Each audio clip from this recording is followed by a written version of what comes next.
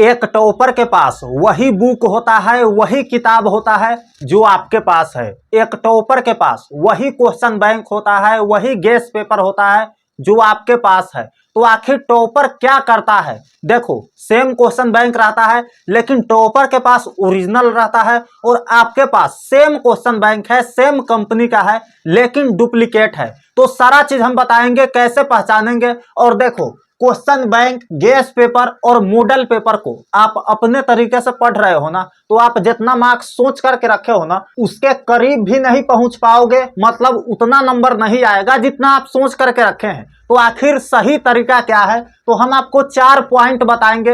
देखो, इससे पहले मैं आपको बता दूं, जब मैं 12th का एग्जाम दिया था तो मेरा 12th में 433 नंबर आया था, और जिस स्टूडेंट को मैंने गाइड किया है 2025 एग्जाम में, उसका नंबर आप मेरे बगल में देख सकते हैं। 460, 456, 452, 448, 50 ऐसे मार्क्स आया है। तो आप लेकर के कैसे आएंगे, सारा कुछ हम बताएंगे। और जो भी स्टेप हम बताएंगे ना, तोड़ तोड़ करके, उसको समझना बहुत ज्यादा जरूरी है।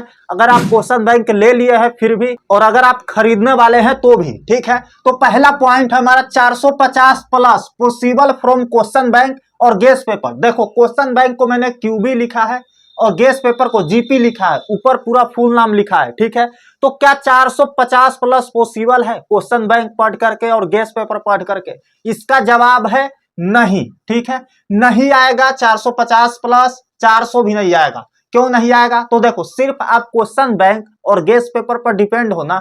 देखो, होता क्या है, बहुत सारे स्टूडेंट क्या करते हैं, वो कमाने भाग जाते हैं और कमा करके आते हैं और सोचते हैं कि पूरा बुक कौन पढ़ेगा, गेस पेपर खरीद लेते हैं, क्वेश्चन बैंक खरीद लेते हैं और उसी को पढ़ करके 400 नंबर, 450 प्लस ला देंगे। तो ये उसका भ्रम है। और जो घर पर भी तैयारी कर रहे हैं और इसके भरोसे है, तो उसका नहीं आएगा। कैसे नहीं आएगा? तो आपको सिलेबस पढ़ना पड़ेगा। सिलेबस मतलब क्या भैया? तो जो एनसीईआरटी का पुराने वाली बुक है उसको आपको पढ़ना पड़ेगा, क्योंकि सारा क्वेश्चन वहीं से बनते हैं। अब बात आता है कि गेस पेपर और मॉडल पेपर क्या करता है फिर। तो देखो, गेस पेपर, मॉडल पेपर से बिल्कुल आ जाएगा 450 प्लस, लेकिन आप सिलेबस को जाने रहिएगा, तभी ना समझ में आएगा। नहीं तो रट्टा मारिएगा और भूल जाइएगा। और रट्टा मारने के लिए हम आपको कभी सजेस्ट नहीं करते हैं, क्योंकि रट्टा आप यहाँ तो मार लेंगे, 5 मिनट तक याद रहेगा, वहां जाकर के कौन लिख देगा आपके बाहर, है ना। तो आपको ये सोचना है कि सिलेबस पढ़िएगा, तभी क्वेश्चन बैंक और गेस पेपर को जल्दी खत्म कर पाइएगा और ये समझ में आएगा आपको अच्छा से, ठीक है। तो सिलेबस आपको थोड़ा बहुत भी आना जरूरी है, तब आप इस नंबर तक पहुंच पाओगे, ठीक है। ये नंबर तक पहुंच पाओगे, सिलेबस आपको आना जरूरी है। दूसरा है क्वेश्चन बैंक और गेस पेपर पढ़ने का सही तरीका क्या है।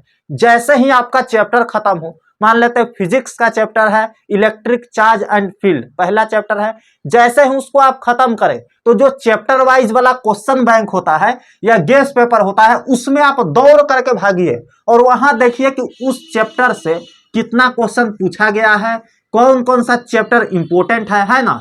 तो उसको आप मिलाइए, ठीक है, क्वेश्चन बैंक और गेस पेपर से, ठीक है। उसको आप यहाँ पर आकर के देखिए, पहला चैप्टर से कौन कौन सा क्वेश्चन है, कौन कौन सा टॉपिक है जिससे सवाल आया है, ठीक है। तब जा करके उसको सोल्व कीजिए। और अगर आप पहला चैप्टर खत्म कर दिए हैं और सोल्व आपसे नहीं हो रहा है गेस पेपर और क्वेश्चन बैंक में, तो समझिए कि आपने अच्छा से पढ़ा नहीं है, आपको फिर से चैप्टर पढ़ने की जरूरत है, ठीक है।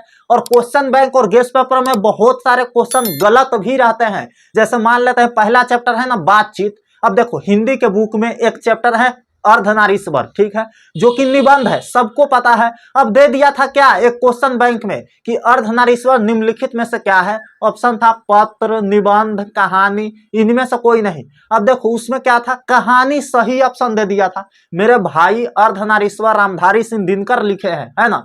और वो एक निबंध है, चीख चीख करके चैप्टर में बताया गया है, और उसको कहानी बता दिया था। तो ऐसे आप याद कर लोगे। बहुत सारे क्वेश्चन है जो आप बुक से नहीं पढ़े हैं, आपको नहीं पता है, और वहां से आप गलत याद कर लिए और जाकर के आप टिक कर दिए, है ना। तो आपको तो नंबर 1 नंबर ऐसे ही चला गया, और ऐसे ऐसे न जाने कितने क्वेश्चन है। तो आपको ओरिजिनल लेना जरूरी है, ठीक है।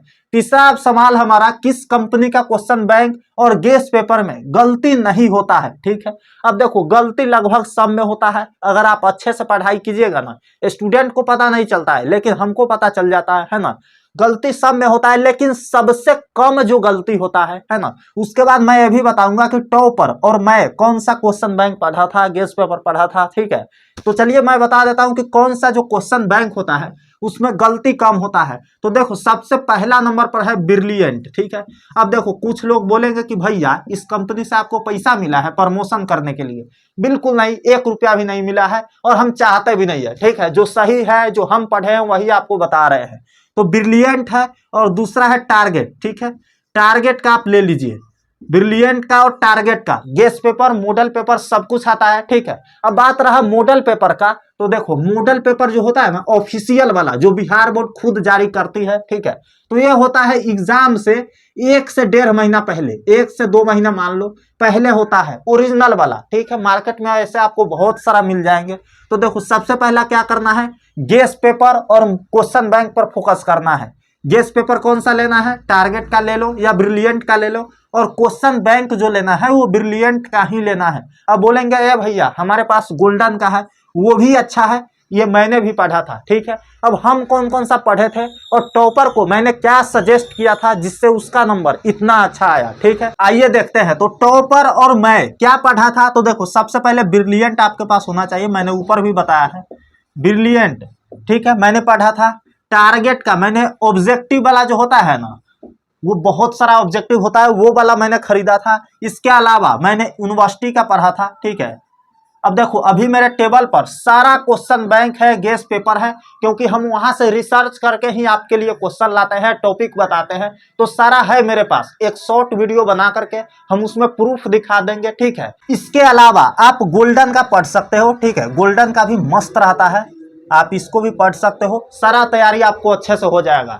तो ये रहा क्वेश्चन बैंक, गेस्ट पेपर और मॉडल पेपर से रिलेटेड सारा क्वेश्चन, मैंने सारा डाउट क्लियर कर दिया है। अब देखो 2025 एग्जाम में मेरे द्वारा गेस किए गए सारा क्वेश्चन टकराए थे, मतलब हम यहाँ बता देंगे, जो पीडीएफ देंगे सारा क्वेश्चन वहीं से छपेगा, एक एक क्वेश्चन वहां से आएगा। जब आप हॉल में बैठोगे ना तो लगेगा आपको कि अरे ये सारा क्वेश्चन तो दीपक भैया पहले ही बता दिए हैं, है ना।